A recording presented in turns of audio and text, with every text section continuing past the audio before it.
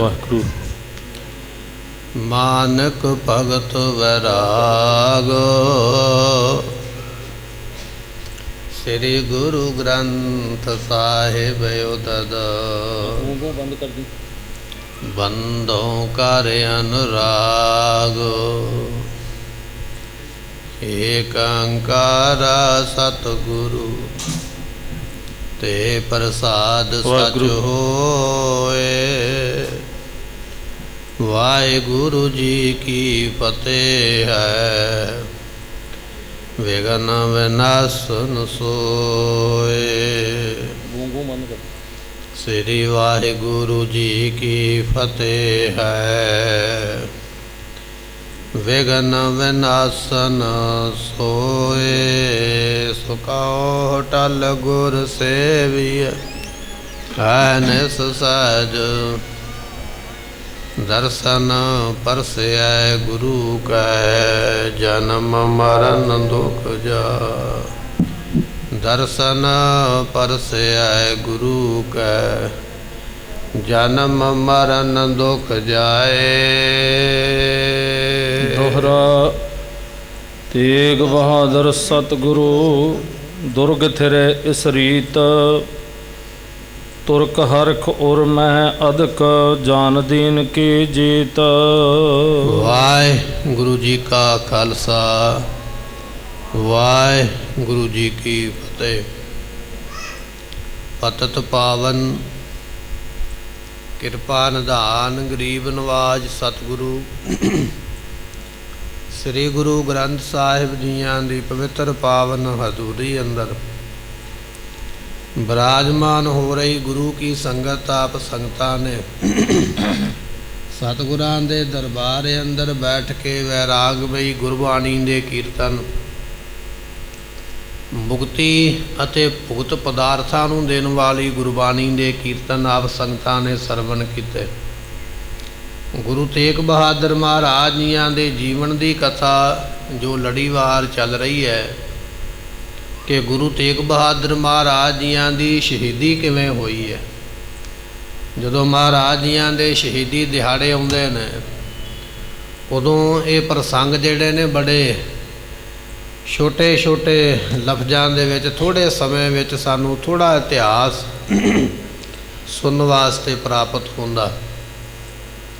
ਜਾਂ ਆਪਾਂ ਇਸ ਤਰ੍ਹਾਂ ਕਹਿ ਲਈਏ ਜਿਹੜੀਆਂ ਅਹਿਮ ਅਤੇ ਜ਼ਰੂਰੀ ਗੱਲਾਂ ਨੇ ਉਹ ਸਾਨੂੰ ਸੁਣਨ ਵਾਸਤੇ ਮਿਲਦੀਆਂ, ਪਰ ਉੱਥੇ ਵਾਕਿਆ ਹੀ ਕੀ ਹੋਇਆ, ਕਿੰਨਾ ਕੁਝ ਹੋਇਆ, ਇਹ ਵਿਸਥਾਰ ਦੇ ਨਾਲ ਸੁਣਨ ਵਾਸਤੇ ਨਹੀਂ ਮਿਲਦਾ। ਗੁਰੂ ਤੇਗ ਬਹਾਦਰ ਮਹਾਰਾਜ ਜੀਆਂ ਦੀ ਗ੍ਰਿਫਤਾਰੀ ਕਿਉਂ ਹੋਈ, ਕਿਵੇਂ ਹੋਈ ਹੈ, ਕਿੱਥੇ ਹੋਈ ਹੈ, ਇਹ ਇਤਿਹਾਸ ਆਪਾਂ ਸਰਵਣ ਕਰ ਰਹੇ ਹਾਂ। ਪਿਛਲੇ ਦੀਵਾਨ ਵਿੱਚ ਆਪਾਂ ਸੁਣਿਆ ਕਿ ਮਹਾਰਾਜ ਜੀ ਜਗਤ ਜਲੰਦੇ ਨੂੰ ਉਤਾਰਦੇ ਹੋਏ ਆਗਰੇ ਪਹੁੰਚੇ। ਆਗਰੇ ਦੇ ਕੋਤਵਾਲ ਨੇ ਸਤਿਗੁਰਾਂ ਨੂੰ ਗ੍ਰਿਫਤਾਰ ਕੀਤਾ ਅਤੇ ਮਹਾਰਾਜ ਸਾਹਿਬ ਜੀਆਂ ਨੂੰ ਆਗਰੇ ਦੇ ਕਿਲ੍ਹੇ ਵਿੱਚ ਬੰਦ ਕੀਤਾ। ਗੁਰੂ ਤੇਗ ਬਹਾਦਰ ਪਾਤਸ਼ਾਹ ਜੀਆਂ ਨੇ ਆਪਣੇ ਦੀਵਾਨ ਨੂੰ ਕਹਿ ਕੇ, ਭਾਈ ਮਤੀ ਦਾਸ ਜੀਆਂ ਨੂੰ ਕਹਿ ਕੇ ਕੁਝ ਮਾਇਆ ਜਿਹੜੀ ਹੈ ਉਹ ਕੋਤਵਾਲ ਨੂੰ ਦਿੱਤੀ ਹੈ। ਆਖਿਆ ਸਾਨੂੰ ਸਾਡੀ ਮਾਇਆ ਦਾ ਸਿੱਧਾ ਰਸਤ ਪਾਣੀ ਲਿਆ ਕੇ ਦਿਓ, ਅਸੀਂ ਭੋਜਨ ਛਕਣਾ ਔਰ ਸਾਡੇ ਘੋੜਿਆਂ ਨੂੰ ਘਾਹ ਚਾਹੀਦਾ। ਇਹ ਇਤਿਹਾਸ, ਇਹ ਬਚਨ ਆਪਾਂ ਕੱਲ੍ਹ ਦੇ ਦੀਵਾਨ ਵਿੱਚ ਸਰਵਣ ਕੀਤੇ ਨੇ। ਅੱਜ ਇਸ ਆਗਰੇ ਦੇ ਕਿਲ੍ਹੇ ਵਿੱਚ ਕੀ ਕੌਤਕ ਵਰਤਦਾ ਹੈ, ਔਰੰਗਜ਼ੇਬ ਬਾਦਸ਼ਾਹ ਕੀ ਕਰੇਗਾ, ਇਹ ਆਪਾਂ ਸਰਵਣ ਕਰਾਂਗੇ। ਆਓ ਸਰੀਰ ਕਰਕੇ ਬੈਠੇ ਹਾਂ, ਮਨ ਕਰਕੇ ਵੀ ਬੈਠੀਏ। ਸਰੀਰ ਕਰਕੇ ਬੈਠੇ ਹਾਂ, ਮਨ ਕਰਕੇ ਵੀ ਸੁਣੀਏ। ਇਸ ਇਤਿਹਾਸ ਨੂੰ ਟਿਕਾਈਏ ਆਪਣਾ ਧਿਆਨ, ਮਿਲ ਕੇ ਆਖੀਏ ਸਤਿਨਾਮ ਸ੍ਰੀ ਵਾਹਿਗੁਰੂ ਸਾਹਿਬ ਜੀ। ਦੋਹਰਾ ਤੇਗ ਬਹਾਦਰ ਸਤਿਗੁਰੂ ਦੁਰਗ ਥਿਰੇ ਇਸ ਰੀਤ। ਇਸ ਤਰ੍ਹਾਂ ਦੇ ਨਾਲ ਸਾਹਿਬ ਗੁਰੂ ਤੇਗ ਬਹਾਦਰ ਮਹਾਰਾਜ ਜੀ ਆਗਰੇ ਦਾ ਜੋ ਕਿਲ੍ਹਾ ਹੈ ਉਸ ਕਿਲ੍ਹੇ ਦੇ ਵਿੱਚ ਪਾਤਸ਼ਾਹ ਜੀਆਂ ਨੂੰ ਨਜ਼ਰਬੰਦ ਕੀਤਾ ਗਿਆ, ਕੈਦ ਕੀਤਾ ਗਿਆ। ਸਤਿਗੁਰੂ ਉਸ ਕਿਲ੍ਹੇ ਵਿੱਚ ਬੈਠੇ ਹੋਏ ਹਨ।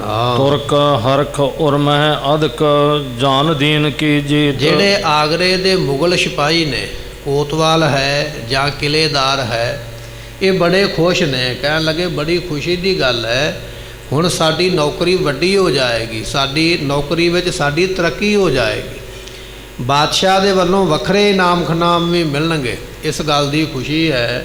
ਇਹ ਜਿੰਨੇ ਇੱਥੇ ਮੁਗਲ ਰਹਿੰਦੇ ਨੇ, ਮੁਸਲਮਾਨ ਰਹਿੰਦੇ ਨੇ, ਬਾਦਸ਼ਾਹ ਦੀ ਫੌਜ ਵਿੱਚ ਕੰਮ ਕਰਨ ਵਾਲੇ ਜਿੰਨੇ ਵੀ ਨੁਮਾਇੰਦੇ ਨੇ, ਸਾਰੇ ਬੜੇ ਖੁਸ਼ ਨੇ ਗੁਰੂ ਪਾਤਸ਼ਾਹ ਦੀ ਗ੍ਰਿਫਤਾਰੀ 'ਤੇ, ਔਰ ਆਪਣੇ ਮਨ ਵਿੱਚ ਇਹ ਗੱਲ ਜਾਣਦੇ ਵੀ ਹੁਣ ਸਾਡੇ ਧਰਮ ਦੀ ਜਿੱਤ ਹੋਵੇਗੀ। ਕਿਉਂਕਿ ਇੱਕ ਗੁਰੂ ਤੇਗ ਬਹਾਦਰ ਨੇ ਜਿਹੜੇ ਇਸ ਗੱਲ 'ਤੇ ਅੜ ਗਏ ਸਨ ਵੀ ਇਹਨਾਂ ਹਿੰਦੂਆਂ ਨੂੰ ਮੁਸਲਮਾਨ ਬਣਾਉਣ ਤੋਂ ਪਹਿਲਾਂ ਸਾਨੂੰ ਮੁਸਲਮਾਨ ਬਣਾਓ। ਇਹਨਾਂ ਦੇ ਕਰਕੇ ਬਾਕੀ ਹਿੰਦੂਆਂ ਨੂੰ ਮੁਸਲਮਾਨ ਬਣਾਉਣਾ ਬੜਾ ਮੁਸ਼ਕਲ ਹੋ ਰਿਹਾ ਸੀ, ਅੜਿੱਕਾ ਬਣਦੇ ਪਏ ਸਨ। ਪਰ ਹੁਣ ਇਹ ਫੜੇ ਗਏ ਨੇ, ਇਹਨਾਂ ਨੂੰ ਜਬਰਨ ਅਸੀਂ ਮੁਸਲਮਾਨ ਬਣਾਵਾਂਗੇ। ਇਹਨਾਂ ਦੇ ਮੁਸਲਮਾਨ ਬਣਨ ਕਰਕੇ ਬਾਕੀ ਹਿੰਦੂਆਂ ਦੀ ਸ਼ਰਤ ਖਤਮ ਹੋ ਜਾਏਗੀ, ਉਹਨਾਂ ਨੂੰ ਮੁਸਲਮਾਨ ਬਣਨਾ ਪਵੇਗਾ। ਇਹਦੇ ਵਿੱਚ ਸਾਡੇ ਧਰਮ ਦੀ ਜਿੱਤ ਹੋਈ ਹੈ, ਸਾਡਾ ਧਰਮ ਹੁਣ ਵਧੇਗਾ। ਇਹਨਾਂ ਦੀ ਗ੍ਰਿਫਤਾਰੀ ਦਾ ਇਹ ਕਾਰਨ ਸਾਨੂੰ ਮਿਲਿਆ ਹੈ। ਚੌਪਈ ਹੋਣਹਾਰ ਮੂਰਖ ਨਾ ਪਰ ਜਾਣੈ। ਭਾਈ ਸੰਤੋਖ ਸਿੰਘ ਕਹਿੰਦੇ ਮੂਰਖ ਨੇ, ਇਹਨਾਂ ਨੂੰ ਹੋਣਹਾਰ ਦਾ ਪਤਾ ਨਹੀਂ ਵੀ ਹੋਣਾ ਕੀ ਹੈ। ਮਨ ਵਿੱਚ ਤੇ ਇਹ ਸੋਚਦੇ ਵੀ ਇਨਾਮ ਮਿਲੇਗਾ ਔਰੰਗਜ਼ੇਬ ਦੇ ਕੋਲੋਂ, ਮਨ ਵਿੱਚ ਇਹ ਸੋਚਦੇ ਵੀ ਸਾਡੀ ਨੌਕਰੀ ਵਿੱਚ ਤਰੱਕੀ ਹੋਵੇਗੀ, ਮਨ ਵਿੱਚ ਇਹ ਸੋਚਦੇ ਪਏ ਸਾਡਾ ਧਰਮ ਵਧੇਗਾ। ਪਰ ਅਸਲ ਵਿੱਚ ਇਹ ਨਹੀਂ ਜਾਣਦੇ ਵੀ ਅੱਗੇ ਹੋਣਾ ਕੀ ਹੈ। ਗੁਰੂ ਤੇਗ ਬਹਾਦਰ ਪਾਤਸ਼ਾਹ ਦੀ ਸ਼ਹੀਦੀ ਹੋਵੇਗੀ ਤੇ ਫਿਰ ਕੀ ਹੋਵੇਗਾ, ਇਸ ਗੱਲ ਨੂੰ ਜਾਣਦੇ ਨਹੀਂ ਹਨ। ਆਪਣੀ ਜੜ੍ਹਾਂ ਲੱਗੀ ਕੋਹਨ, ਕਿਉਂਕਿ ਇਹਨਾਂ ਦੀਆਂ ਜੜ੍ਹਾਂ ਜਿਹੜੀਆਂ ਲੱਗੀਆਂ ਹੋਈਆਂ ਨੇ ਨਾ ਹਿੰਦੁਸਤਾਨ ਦੇ ਵਿੱਚ, ਸਾਹਿਬ ਗੁਰੂ ਨਾਨਕ ਦੇਵ ਮਹਾਰਾਜ ਜੀਆਂ ਨੂੰ ਬਾਦਸ਼ਾਹ ਬਾਬਰ ਨੇ ਇੱਕ ਭੰਗ ਦਾ ਪਿਆਲਾ ਦੇ ਕੇ ਆਖਿਆ, ਮਹਾਰਾਜ ਮੇਰੇ 'ਤੇ ਤਰਸ ਕਰੋ, ਮੇਰੀਆਂ ਪੁਸ਼ਤਾਂ ਵਿੱਚ ਪੀੜ੍ਹੀਆਂ ਵਿੱਚ ਮੇਰਾ ਰਾਜ ਹਿੰਦੁਸਤਾਨ ਦਾ ਰਵੇ। ਗੁਰੂ ਨਾਨਕ ਸਾਹਿਬ ਪਾਤਸ਼ਾਹ ਦੇ ਮੁਖ ਦਾ ਫਰਮਾਨ ਸੀ, ਕਹਿਣ ਲੱਗੇ ਬਾਦਸ਼ਾਹ ਬਾਬਰ ਜਿੰਨਾ ਚਿਰ ਧਰਮ ਦਾ ਰਾਜ ਕਰੋਗੇ, ਪ੍ਰਜਾ ਨਾਲ ਇਨਸਾਫ ਕਰੋਗੇ, ਰਾਜ ਬਣਿਆ ਰਹੇਗਾ। ਉਹ ਜੜ੍ਹਾਂ ਜਿਹੜੀਆਂ ਸਨ ਹਿੰਦੁਸਤਾਨ ਦੇ ਵਿੱਚ ਗੁਰੂ ਨਾਨਕ ਸਾਹਿਬ ਨੇ ਲਾਈਆਂ। ਹਿੰਦੁਸਤਾਨ ਨੂੰ ਲੁੱਟਣ ਵਾਸਤੇ ਕਈ ਬਾਦਸ਼ਾਹ ਪਹਿਲਾਂ ਆਏ, ਕਈ ਚੱਕਰਵਰਤੀ ਰਾਜੇ ਆਏ, ਪਰ ਹਿੰਦੁਸਤਾਨ ਨੂੰ ਲੁੱਟ ਕੇ ਉਹਨਾਂ ਨੂੰ ਵਾਪਸ ਜਾਣਾ ਪਿਆ। ਹਿੰਦੁਸਤਾਨ ਵਿੱਚ ਟਿਕ ਨਹੀਂ ਸਕੇ, ਰਹਿ ਨਹੀਂ ਸਕੇ। ਪਰ ਜੇ ਇਹਨਾਂ ਨੇ 7 ਪੀੜ੍ਹੀਆਂ ਤੱਕ ਰਾਜ ਕੀਤਾ ਤੇ ਗੁਰੂ ਨਾਨਕ ਸਾਹਿਬ ਦੇ ਬਚਨਾਂ ਕਰਕੇ ਹੋਇਆ। ਪਾਤਸ਼ਾਹ ਦੇ ਬਚਨ ਸਨ, ਜੇ ਦੁਨੀਆ ਨਾਲ ਇਨਸਾਫ ਹੋਵੇਗਾ, ਰਾਜ ਬਣਿਆ ਰਹੇਗਾ, ਤਾਂ ਜੜ੍ਹਾਂ ਲੱਗੀਆਂ। ਹੁਣ ਉਸੇ ਹੀ ਗੁਰੂ ਦੀ ਗੁਰਤਾ ਗੱਦੀ 'ਤੇ ਬੈਠਣ ਵਾਲੇ ਗੁਰੂ ਤੇਗ ਬਹਾਦਰ ਪਾਤਸ਼ਾਹ ਨਾਲ ਇਹਨਾਂ ਨੇ ਵੈਰ ਕੀਤਾ। ਹੁਣ ਇਹਨਾਂ ਦੀਆਂ ਜੜ੍ਹਾਂ ਲੱਗੀਆਂ ਨਹੀਂ ਰਹਿਣਗੀਆਂ, ਇਹ ਪੱਟੀਆਂ ਜਾਣੀਆਂ ਹਨ। ਸੰਗ ਦੁਰਗ ਪਤ ਕੇ ਕੁਤਵਾਲ, ਕਹਿਣ ਲੱਗੇ ਵੀ ਕੋਤਵਾਲ ਜਿਹੜਾ ਕੋਤਵਾਲੀ ਵਿੱਚ ਬੈਠਣ ਵਾਲਾ ਮੁਨਸ਼ੀ ਜਾਂ ਥਾਣੇਦਾਰ ਆਪਾਂ ਕਹਿ ਲਈਏ, ਤੇ ਕਿਲੇ ਦੀ ਰਾਖੀ ਨਿਗਰਾਨੀ ਕਰਨ ਵਾਲਾ, ਇਹ ਜਿਹੜੇ ਦੋਨੇ ਨੇ ਬੈਠੇ ਹੋਏ ਹਨ। ਮਿਲ ਮਸਲਤ ਕੀਨ ਇਸਤਿਸਕਾਲ, ਇਹਨਾਂ ਦੋਨਾਂ ਜਾਣਿਆਂ ਨੇ ਸਲਾਹ ਕੀਤੀ ਹੈ, ਦੋਨੇ ਸਰਕਾਰੀ ਮੁਲਾਜ਼ਮ ਨੇ ਸਲਾਹ ਕੀਤੀ ਵੀ ਗੁਰੂ ਤੇਗ ਬਹਾਦਰ ਪਾਤਸ਼ਾਹ ਨੂੰ ਤੇ ਆਪਾਂ ਗ੍ਰਿਫਤਾਰ ਕਰ ਲਿਆ, ਕਿਲੇ ਦੇ ਵਿੱਚ ਬਿਠਾ ਲਿਆ, ਅੱਗੇ ਆਪਾਂ ਨੂੰ ਕੀ ਕਰਨਾ ਚਾਹੀਦਾ। ਸਲਾਹ ਕਰਦੇ ਹਨ। ਲਿਖੀ ਬਣਾਏ ਸ਼ੀਘਰ ਤਬ ਇਹਨਾਂ ਅਰਜੀ, ਛੇਤੀ ਦੇ ਨਾਲ ਆਪਣੇ ਵੱਲੋਂ ਇੱਕ ਬੇਨਤੀ ਕਰਨ ਵਾਸਤੇ ਇੱਕ ਅਰਜੀ ਲਿਖੀ ਹੈ, ਇੱਕ ਚਿੱਠੀ ਲਿਖੀ ਹੈ।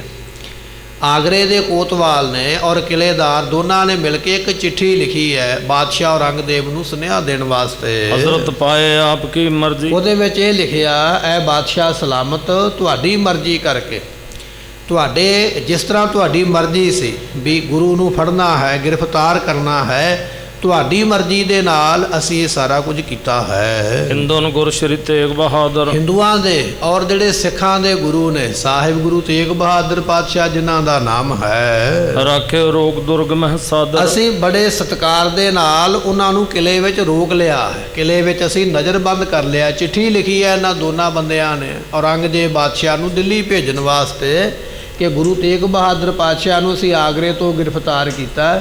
ਇਸ ਵੇਲੇ ਅਸੀਂ ਬੜੇ ਸਤਿਕਾਰ ਦੇ ਨਾਲ ਉਹਨਾਂ ਨੂੰ ਕਿਲੇ ਦੇ ਵਿੱਚ ਟਿਕਾ ਕੇ ਬੈਠੇ ਹੋਏ ਹਾਂ। ਉਤਰੇ ਹੋਤੇ ਬਾਗ ਮਹਿ ਆਏ, ਚਿੱਠੀ ਵਿੱਚ ਸਾਰਾ ਹਵਾਲਾ ਦਿੱਤਾ ਵੀ ਮਹਾਰਾਜ ਜੀ ਆਗਰੇ ਦੇ ਕੋਲ ਇੱਕ ਬਾਗ ਹੈ ਤੇ ਬਾਗ ਦੇ ਵਿੱਚ ਮਹਾਰਾਜ ਆ ਕੇ ਉਤਰੇ ਬੈਠੇ ਸਨ। ਹਮ ਤੂਰਨ ਗਮਨੇ ਸੁਧ ਪਾਏ, ਜਦੋਂ ਸਾਨੂੰ ਖਬਰ ਮਿਲੀ ਕਿ ਇਸ ਬਾਗ ਵਿੱਚ ਗੁਰੂ ਤੇਗ ਬਹਾਦਰ ਪਾਤਸ਼ਾਹ ਬੈਠੇ, ਅਸੀਂ ਛੇਤੀ ਦੇ ਨਾਲ ਮਹਾਰਾਜ ਨੂੰ ਪਕੜਨ ਵਾਸਤੇ ਆਪਣੀ ਫੌਜ ਦਾ ਦਸਤਾ ਲੈ ਕੇ ਗਏ ਹਾਂ। 500 ਸਾਥ ਜਨ ਔਰ, ਤੇ ਸਤਿਗੁਰਾਂ ਦੇ ਨਾਲ 5 ਬੰਦੇ ਹੋਰ ਨੇ। ਚਿੱਠੀ ਵਿੱਚ ਸਾਰਾ ਹਵਾਲਿਆ ਸਾਰੀ ਇਹਨਾਂ ਨੇ ਲਿਖਤ ਲਿਖੀ ਹੈ ਵੀ ਮਹਾਰਾਜ ਆਗਰੇ ਬਾਗ ਵਿੱਚ ਬੈਠੇ ਸਨ, ਆਪ ਦੇ ਨਾਲ ਉਹਨਾਂ ਦੇ ਕੇਵਲ 5 ਸਿੱਖ ਨੇ, ਔਰ ਜਿਹੜੇ 5 ਸਿੱਖ ਨੇ ਉਹ ਘੋੜ ਸਵਾਰ ਨੇ, ਘੋੜਿਆਂ 'ਤੇ ਚੜ੍ਹਨ ਵਾਲੇ।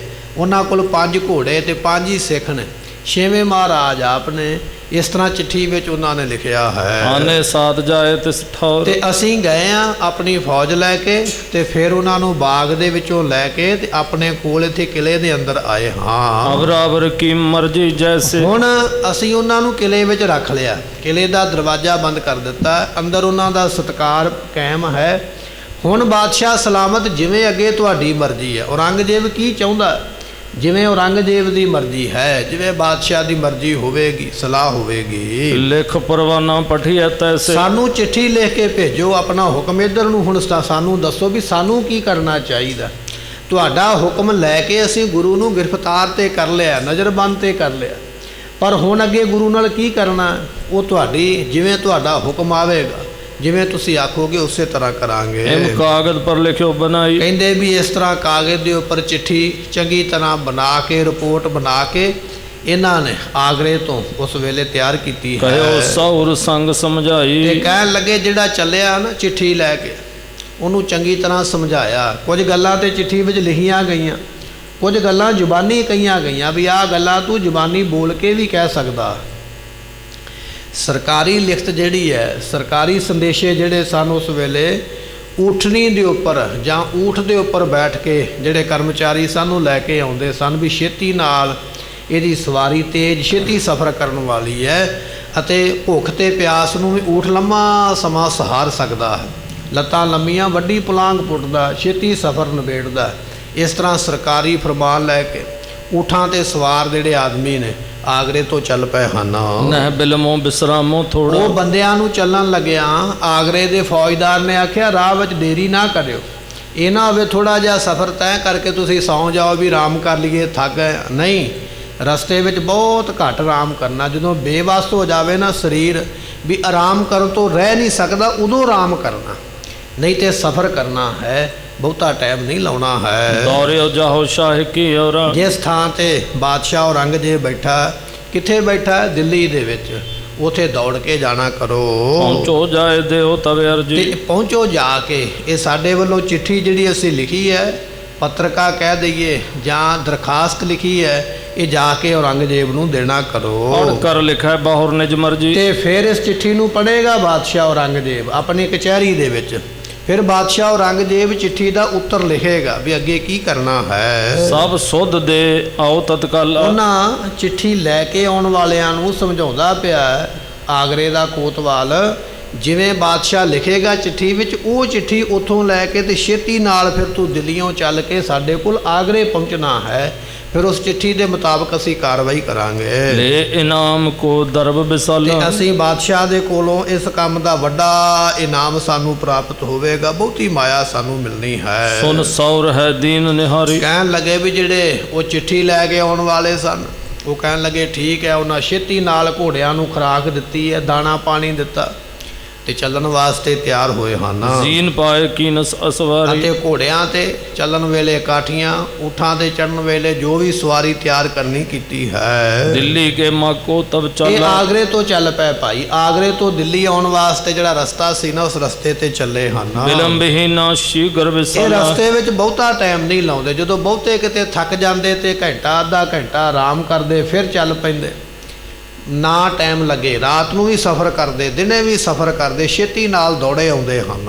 ਨਿਸਬਾ ਸੁਰ ਮੈਂ ਪੰਥ ਪਿਆ ਨਾ। ਰਾਤ ਤੇ ਦਿਨੇ ਲਗਾਤਾਰ ਹੀ ਚੱਲਦੇ। ਰਾਤ ਨੂੰ ਵੀ ਆਰਾਮ ਕਰਨ ਦਾ ਟਾਈਮ ਨਹੀਂ ਹੈ। ਰਾਤ ਨੂੰ ਵੀ ਇਹਨਾਂ ਦੇ ਘੋੜੇ ਸਫ਼ਰ ਦੇ ਉੱਪਰ ਚੱਲਦੇ ਪਏ, ਦਿਨੇ ਵੀ ਸਫ਼ਰ ਦੇ ਉੱਪਰ ਚੱਲਦੇ ਪਏ। ਦਿਨੇ ਰਾਤ ਲਗਾਤਾਰ ਚੱਲਦਿਆਂ ਘੋੜਿਆਂ ਤੇ ਤੁਰੇ ਆਉਂਦੇ ਹਨ। ਅਦਕ ਤਕੈ ਬਿਸਰਾਮ ਸੁਠਾ। ਜਦੋਂ ਬਹੁਤ ਜ਼ਿਆਦਾ ਥੱਕ ਜਾਂਦੇ ਉਦੋਂ ਵਿਸਰਾਮ ਕਰਦੇ ਨੇ, ਕਿਉਂਕਿ ਘੋੜਾ ਜਿਹੜਾ ਨਾ ਬਹੁਤਾ ਲੰਮਾ ਸਮਾਂ ਭੱਜ ਨਹੀਂ ਸਕਦਾ। ਭਾਵੇਂ ਘੋੜਾ ਭੱਜਣ ਵਿੱਚ ਤੇਜ਼ ਭੱਜਦਾ ਪਰ ਲਗਾਤਾਰ ਨਹੀਂ ਭੱਜ ਸਕਦਾ। ਉਹਨੂੰ ਹੌਲੀ ਕਰਨਾ ਪੈਂਦਾ ਜਾਂ ਹੌਲੀ ਚਲਾਉਣਾ ਪੈਂਦਾ ਹੈ। ਇਸ ਤਰ੍ਹਾਂ ਘੋੜਿਆਂ ਦੇ ਉੱਪਰ ਚੜ੍ਹੇ ਹੋਏ ਇਹ ਜਿਹੜੇ ਨੇ ਕੋਤਵਾਲ ਦੇ ਆਦਮੀ ਜਿਹੜੇ ਨੇ ਆਗਰੇ ਤੋਂ ਚੱਲੇ ਹਨ। ਦਿਨ 2 1 ਮੈਂ ਪਹੁੰਚਿਆ। ਕਹਿਣ ਲੱਗੇ 2 ਦਿਨ ਲੱਗ ਗਏ ਆਗਰੇ ਤੋਂ ਦਿੱਲੀ ਆਉਂਦਿਆਂ। ਜਿੰਨਾ ਸਫ਼ਰ ਹੈ ਨਾ, ਇਹ ਸਾਰਾ ਸਫ਼ਰ ਤੈਅ ਕਰਦਿਆਂ ਇਹਨਾਂ ਨੂੰ 2 ਦਿਨ ਦਾ ਸਮਾਂ ਲੱਗਾ। 2 ਦਿਨ ਤੇ 2 ਰਾਤਾਂ ਲਗਾਤਾਰ ਘੋੜਿਆਂ ਤੇ ਬੈਠ ਕੇ ਚੱਲੇ ਤੇ 2 ਦਿਨਾਂ ਵਿੱਚ ਦਿੱਲੀ ਆ ਕੇ ਪਹੁੰਚੇ ਹਨ। ਅਰਜੀ ਸ਼ਾਹ ਜ਼ਮੀਨ ਬਿਠਾਈ। ਆਉਂਦਿਆਂ ਹੀ ਇਹਨਾਂ ਨੇ ਉਸੇ ਵੇਲੇ ਜਿਹੜੀ ਅਰਜੀ ਹੈ, ਦਰਖਾਸਤ ਜਿਹੜੀ ਆਈ ਹੈ ਆਗਰੇ ਤੋਂ, ਛੇਤੀ ਦੇ ਨਾਲ ਬਾਦਸ਼ਾਹ ਦੇ ਬੰਦਿਆਂ ਨੂੰ ਦੱਸਿਆ ਵੀ ਅਸੀਂ ਚਿੱਠੀ ਲੈ ਕੇ ਆਏ ਹਾਂ, ਫਰਮਾਨ ਲੈ ਕੇ ਆਏ ਹਾਂ। ਛੇਤੀ ਨਾਲ ਔਰੰਗਜ਼ੇਬ ਦੇ ਬੰਦਿਆਂ ਨੂੰ ਚਿੱਠੀ ਬਾਰੇ ਦੱਸਿਆ ਹੈ। ਨਵੀਰ ਸਿੰਘ ਨੇ ਖੋਲ ਤੇ ਸੁਣਾਈ। ਜਿਹੜਾ ਮੁਨਸ਼ੀ ਹੈ ਇੱਥੋਂ ਦਾ, ਦਿੱਲੀ ਦਾ, ਬਾਦਸ਼ਾਹ ਦਾ ਮੁਨਸ਼ੀ ਜਾਂ ਕਿਲੇ ਦਾ ਰਖਵਾਲੀ ਕਰਨ ਵਾਲਾ, ਉਹਨੇ ਚਿੱਠੀ ਫੜ ਲਈ। ਚਿੱਠੀ ਫੜ ਕੇ ਉਹਨੇ ਪਹਿਲਾਂ ਆਪ ਪੜ੍ਹੀ ਹੈ, ਫਿਰ ਪੜ੍ਹ ਕੇ ਉਹਨੇ ਸਾਰਿਆਂ ਨੂੰ ਸੁਣਾਈ ਵੀ ਲਿਖਿਆ ਕੀ ਹੈ। ਹਿੰਦੂ ਨੂੰ ਗੁਰੂ ਲੀਨ ਟਕਾਈ। ਚਿੱਠੀ ਵਿੱਚ ਲਿਖਿਆ ਸੀ, ਇਹ ਬਾਦਸ਼ਾਹ ਸਲਾਮਤ, ਅਸੀਂ ਸਿੱਖਾਂ ਦੇ ਗੁਰੂ ਸਾਹਿਬ ਗੁਰੂ ਤੇਗ ਬਹਾਦਰ ਪਾਤਸ਼ਾਹ ਨੂੰ ਪਕੜ ਲਿਆ ਹੈ, ਕਿਲੇ ਦੇ ਵਿੱਚ ਬਿਠਾ ਕੇ ਅਸੀਂ ਰੋਕਿਆ ਹੋਇਆ। ਇਹ ਚਿੱਠੀ ਵਿੱਚ ਲਿਖਿਆ ਹੋਇਆ ਹੈ। ਸੁਨ ਹਰਖਿਓ ਮੂਰਖ ਚਵਗਤਾ। ਜਦੋਂ ਚਿੱਠੀ ਇਹ ਔਰੰਗਜ਼ੇਬ ਦੇ ਕੋਲ ਪਹੁੰਚੀ ਨਾ, ਤੇ ਦੱਸਿਆ ਵੀ ਬਾਦਸ਼ਾਹ ਸਲਾਮਤ ਆਗਰੇ ਤੋਂ ਚਿੱਠੀ ਆਈ ਹੈ। ਇਹ ਚਿੱਠੀ ਵਿੱਚ ਇਹ ਲਿਖਿਆ ਵੀ ਬਾਦਸ਼ਾਹ ਜੀ ਗੁਰੂ ਤੇਗ ਬਹਾਦਰ ਪਾਤਸ਼ਾਹ ਨੂੰ ਗ੍ਰਿਫਤਾਰ ਕਰ ਲਿਆ। ਇਹ ਗੱਲ ਸੁਣ ਕੇ ਕਹਿੰਦੇ ਕਚਹਿਰੀ ਵਿੱਚ ਬੈਠਾ ਹੋਇਆ ਔਰੰਗਜ਼ੇਬ ਬਹੁਤ ਖੁਸ਼ ਹੋਇਆ, ਖਿੜਖੜਾ ਕੇ ਹੱਸਿਆ, ਜਿਵੇਂ ਉਹਦੇ ਮਨ ਦੀ ਕੋਈ ਮਨਸ਼ਾ ਪੂਰੀ ਹੋ ਗਈ ਹੋਵੇ, ਜਿਵੇਂ ਉਹਨੂੰ ਕੋਈ ਬਹੁਤ ਵੱਡੀ ਚੀਜ਼ ਤਰਾਸ਼ਦਾ ਪਿਆ, ਲੱਭਦਾ ਪਿਆ ਹੋਵੇ ਤੇ ਲੱਭ ਗਈ ਹੋਵੇ।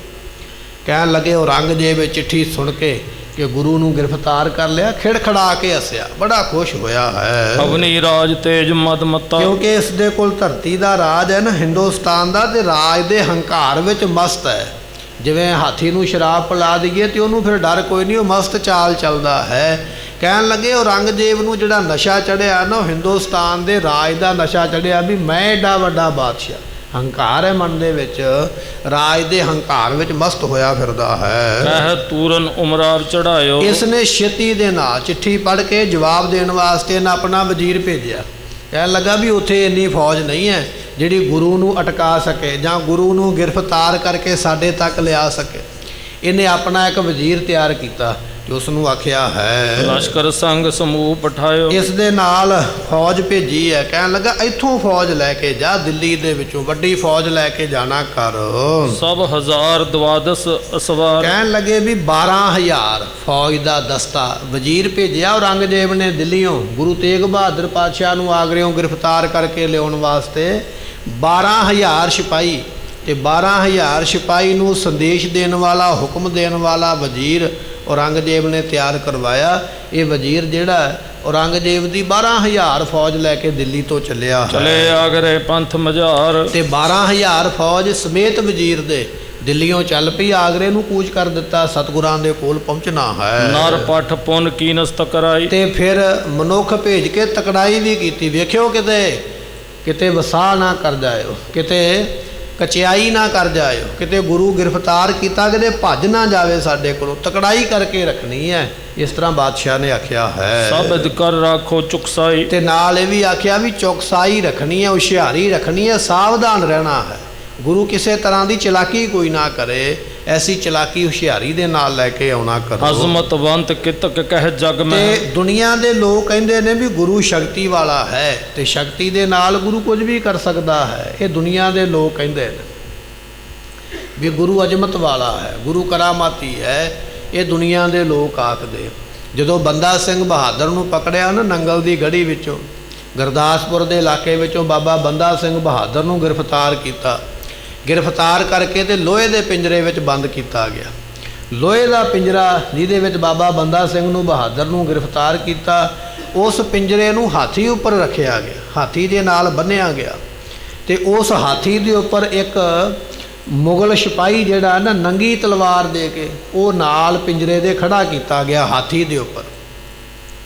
ਵਾਰੀ ਵਾਰੀ ਡਿਊਟੀ ਬਦਲਦੀ ਹੈ, ਤੂੰ 2 ਘੰਟੇ ਨਾਲ ਚੱਲੇਗਾ, ਤੂੰ 2 ਘੰਟੇ, ਵਾਰੀ ਵਾਰੀ ਸਿਪਾਹੀ ਬਦਲਦੇ ਰਹਿੰਦੇ। ਤੇ ਉਹਨਾਂ ਨੂੰ ਹੁਕਮ ਇਹ ਦਿੱਤਾ ਸੀ ਵੀ ਬੰਦਾ ਸਿੰਘ ਬਹਾਦਰ ਕਰਾਮਾਤੀ ਹੈ, ਸ਼ਕਤੀਸ਼ਾਲੀ ਹੈ, ਕਰਾਮਾਤਾਂ ਜਾਣਦਾ। ਹੋ ਸਕਦਾ ਅਸੀਂ ਗ੍ਰਿਫਤਾਰ ਤੇ ਕਰ ਲਿਆ, ਕਿਤੇ ਇਹ ਪਿੰਜਰੇ ਦੇ ਸਮੇਤ ਉੱਡੀ ਨਾ ਜਾਵੇ ਆਪਣੀ ਸ਼ਕਤੀ ਦੇ ਬਲ ਦੇ ਨਾਲ, ਸਾਡੇ ਗ੍ਰਿਫਤਾਰ ਹੱਥ ਵਿੱਚ ਆਇਆ ਕਿਤੇ ਨਿਕਲ ਨਾ ਜਾਵੇ। ਜੇ ਪਿੰਜਰਾ ਉਡਾਉਣ ਲੱਗਾ ਜਾਂ ਭੱਜਣ ਦੀ ਕੋਸ਼ਿਸ਼ ਕਰਨ ਲੱਗਾ ਤੇ ਤੁਸੀਂ ਇਸ ਨੰਗੀ ਤਲਵਾਰ ਦੇ ਨਾਲ ਉਦੋਂ ਹੀ ਇਹਦਾ ਸਿਰ ਵੱਢ ਦੇਣਾ ਹੈ। ਭੱਜਣ ਲੱਗਾ ਇਹਨੂੰ ਮਾਰ ਦੇਣਾ ਹੈ, ਪਰ ਭੱਜਣ ਨਹੀਂ ਦੇਣਾ। ਇਸ ਤਰ੍ਹਾਂ ਬਾਬਾ ਬੰਦਾ ਸਿੰਘ ਬਹਾਦਰ ਨੂੰ ਲੋਹੇ ਦੇ ਪਿੰਜਰੇ ਵਿੱਚ ਪਾ ਕੇ ਗੁਰਦਾਸ ਨੰਗਲ ਦੀ ਗੜੀ ਵਿੱਚੋਂ ਦਿੱਲੀ ਵਿੱਚ ਲਿਜਾਇਆ ਗਿਆ ਅਤੇ ਨਾਲ ਬੰਦੇ ਨੰਗੀਆਂ ਤਲਵਾਰਾਂ ਦੇ ਕੇ ਖੜੇ ਕੀਤੇ ਗਏ। ਜੇ ਸ਼ਕਤੀ ਵਿਖਾਏ, ਚਲਾਕੀ ਕਰੇ ਤੇ ਸਿਰ ਲਾ ਦੇਣਾ ਹੈ। ਧੰਨ ਗੁਰੂ ਤੇਗ ਬਹਾਦਰ ਮਹਾਰਾਜ ਜੀਆਂ ਨੂੰ ਗ੍ਰਿਫਤਾਰ ਕੀਤਾ। ਔਰੰਗਜ਼ੇਬ ਬਾਦਸ਼ਾਹ ਕਹਿੰਦਾ ਤਕੜਾਈ ਰੱਖਣੀ ਹੈ, ਚਲਾਕੀ ਤੇ ਹੁਸ਼ਿਆਰੀ ਰੱਖਣੀ ਹੈ। ਮੈਂ ਸੁਣਿਆ ਗੁਰੂ ਕਰਾਮਾਤੀ ਹੈ, ਕਿਤੇ ਕਰਾਮਾਤ ਦੇ ਨਾਲ ਤੁਹਾਡੀਆਂ ਅੱਖਾਂ ਵਿੱਚ ਘਟਾ ਨਾ ਪਾ ਜਾਵੇ, ਤੁਹਾਡੇ ਨਾਲ ਕੋਈ ਚਲਾਕੀ ਕੋਈ ਫਰੇਬੀ ਨਾ ਕਰ ਜਾਏ, ਇਸ ਕਰਕੇ ਤੁਸੀਂ ਸਾਵਧਾਨ ਰਹਿਣਾ ਹੈ। ਛਲ ਬਲ ਕਰ ਛੁੱਟ ਜਾਏ ਨਾ ਮਗ। ਗੁਰੂ ਦੇ ਕੋਲ ਕਰਾਮਾਤ ਵੀ ਹੈ, ਗੁਰੂ ਛਲ ਵੀ ਕਰ ਸਕਦਾ ਹੈ ਤੇ ਗੁਰੂ ਬਲ ਵੀ ਕਰ ਸਕਦਾ। ਛਲ ਉਹ ਹੁੰਦਾ ਜਿਹੜਾ ਕੰਮ ਹੋਇਆ ਨਾ ਹੋਵੇ ਪਰ ਵਿਖਾ ਦੇਣਾ ਕਰਕੇ, ਉਹਨੂੰ ਛਲ ਆਖਿਆ ਜਾਂਦਾ। ਬਲ ਤਾਕਤ ਸਰੀਰ ਦਾ ਜ਼ੋਰ। ਗੁਰੂ ਦੇ ਨਾਲ ਅੱਜ 5 ਬੰਦੇ ਨੇ, ਇਲਾਕੇ ਦੇ ਲੋਕਾਂ ਨੂੰ ਪਤਾ ਲੱਗ ਗਿਆ ਵੀ ਗੁਰੂ ਗ੍ਰਿਫਤਾਰ ਹੋ ਗਿਆ, ਹੋਰ ਵੀ ਲੋਕ ਇਕੱਠੇ ਹੋ ਸਕਦੇ, ਬਹੁਤੇ ਲੋਕਾਂ ਦੇ ਜ਼ੋਰ ਦੇ ਨਾਲ ਗੁਰੂ ਛੁੱਟ ਵੀ ਸਕਦਾ ਹੈ। ਤੁਸੀਂ ਤਕੜਾਈ ਰੱਖਣੀ ਹੈ, ਨਾ ਕੋਈ ਚਲਾਕੀ ਚੱਲਣ ਦੇਣੀ ਹੈ, ਨਾ ਕੋਈ ਜ਼ੋਰ ਚੱਲਣ ਦੇਣਾ ਹੈ। ਅਨੇ ਸਿਪਾਹੀ ਜਾਗਤ ਰੱਖੀਏ। ਤੇ ਸਤਿਗੁਰਾਂ ਦੇ ਕੋਲ ਬਹੁਤੇ ਸਿਪਾਹੀਆਂ ਨੂੰ ਜਾਗਦੇ ਰੱਖਣਾ। ਸੌ ਨਾ ਜਾਇਓ ਕਿਤੇ ਵੀ ਰਾਤ ਪੈ ਗਈ ਚਲੋ ਸੌ ਚੱਲੀਏ। 12,000 ਬੰਦਾ ਮੈਂ ਤਾਂ ਭੇਜਣ ਲੱਗਾ ਕਿ ਅੱਧੇ ਸਿਪਾਹੀ ਜੇ ਕਿਤੇ ਲੋੜ ਪਵੇ ਤੇ ਆਰਾਮ ਕਰਨ, ਅੱਧੇ ਸਿਪਾਹੀ ਜਾਗ ਕੇ ਗੁਰੂ ਤੇਗ ਬਹਾਦਰ ਪਾਤਸ਼ਾਹ ਦਾ ਧਿਆਨ ਰੱਖਣ, ਤਕੜਾਈ ਰੱਖਣੀ ਹੈ। ਨਿਸਬਾਸੁਰ ਢਿਗ ਦ੍ਰਿਗ ਤੇ ਲਖੀਏ। ਅਤੇ ਦਿਨੇ ਰਾਤ ਗੁਰੂ ਨੂੰ ਉੱਥੇ ਬਿਠਾਉਣਾ ਹੈ, ਆਉਂਦਿਆਂ ਰਸਤੇ ਦੇ ਵਿੱਚ ਜਿੱਥੇ ਗੁਰੂ ਦੇ ਬੈਠਿਆਂ ਤੁਹਾਡੀਆਂ ਅੱਖਾਂ ਦੀ ਨਜ਼ਰ ਗੁਰੂ ਉੱਪਰ ਰਵੇ, ਤੁਹਾਨੂੰ ਸਾਰਿਆਂ ਨੂੰ ਗੁਰੂ ਆਉਂਦਾ ਦਿਸੇ। ਇਸ ਤਰੀਕੇ ਦੇ ਨਾਲ ਲੈ ਕੇ ਆਇਓ ਵੀ ਜੇ ਅੱਧੀ ਫੌਜ ਆਰਾਮ ਕਰਦੀ ਹੈ ਤੇ ਅੱਧੀ ਫੌਜ ਦੀ ਨਿਗਾਹ ਗੁਰੂ ਦੇ ਉੱਪਰ ਹੋਵੇ। ਅੱਖਾਂ ਝਪਕਦਿਆਂ ਵੀ ਤੁਸੀਂ ਧਿਆਨ ਰੱਖਣਾ,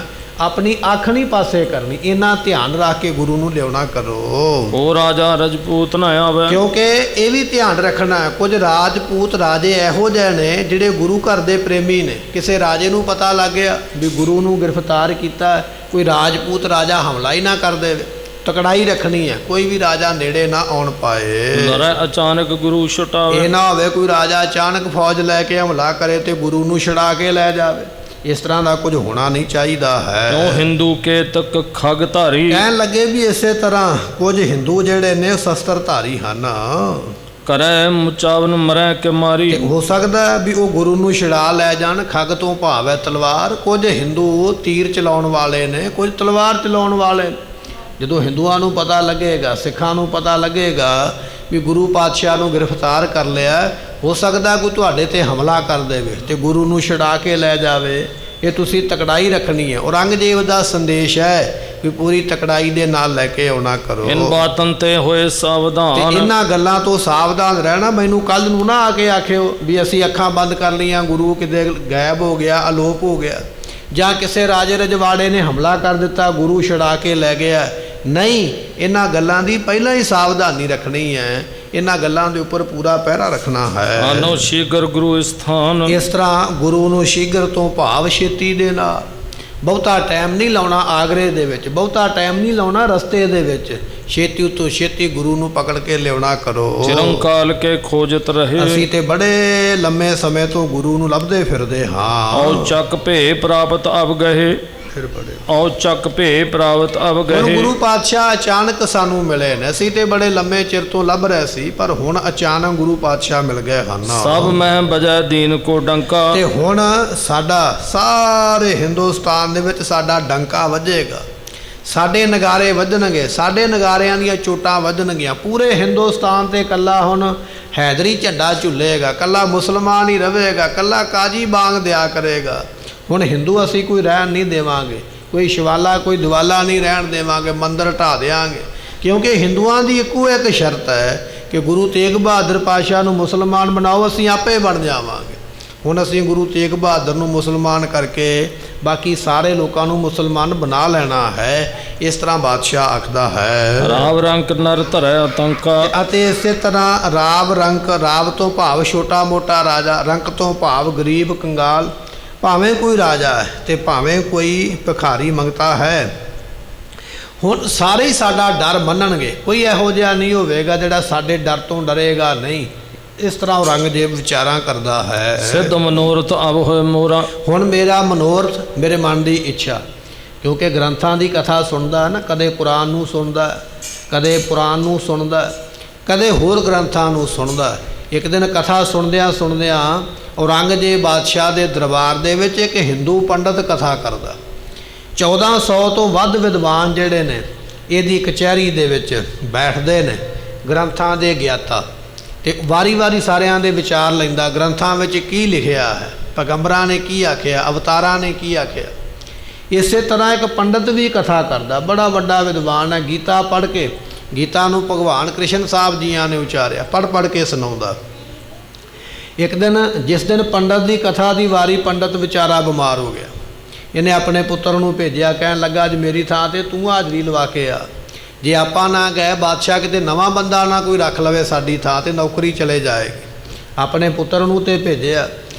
ਜਦੋਂ ਪੁੱਤਰ ਆਇਆ, ਔਰੰਗਜ਼ੇਬ ਦੇ ਦਰਬਾਰ ਵਿੱਚ ਕਥਾ ਸਰਵਣ ਕਰਵਾਉਣ ਲੱਗਾ, ਤੇ ਕਥਾ ਸਰਵਣ ਕਰਵਾਉਂਦਿਆਂ ਉਹਨੇ ਇਹ ਗੱਲ ਸੁਣਾ ਦਿੱਤੀ ਵੀ ਹਰ ਬੰਦੇ ਨੂੰ ਆਪਣਾ ਧਰਮ ਵਧਾਉਣਾ ਚਾਹੀਦਾ। ਇਹ ਭਗਵਾਨ ਕ੍ਰਿਸ਼ਨ ਜੀ ਨੇ ਲਿਖਿਆ ਗੀਤਾ ਦੇ ਵਿੱਚ ਵੀ ਹਰ ਬੰਦੇ ਨੂੰ ਆਪਣਾ ਧਰਮ ਵਧਾਉਣ ਵਾਸਤੇ ਯਤਨਸ਼ੀਲ ਹੋਣਾ ਚਾਹੀਦਾ।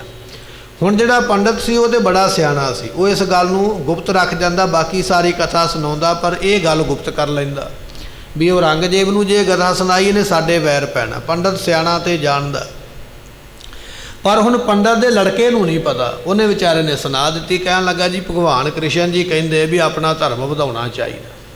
ਜਦੋਂ ਇਹ ਗੱਲ ਸੁਣੀ, ਕਹਿਣ ਲੱਗਾ ਕਥਾ ਸੁਣੀ ਤੇ ਸਫਲੀ ਅੱਜ ਹੋਈ ਹੈ, ਮੈਨੂੰ ਤੇ ਅੱਜ ਪਤਾ ਲੱਗਾ।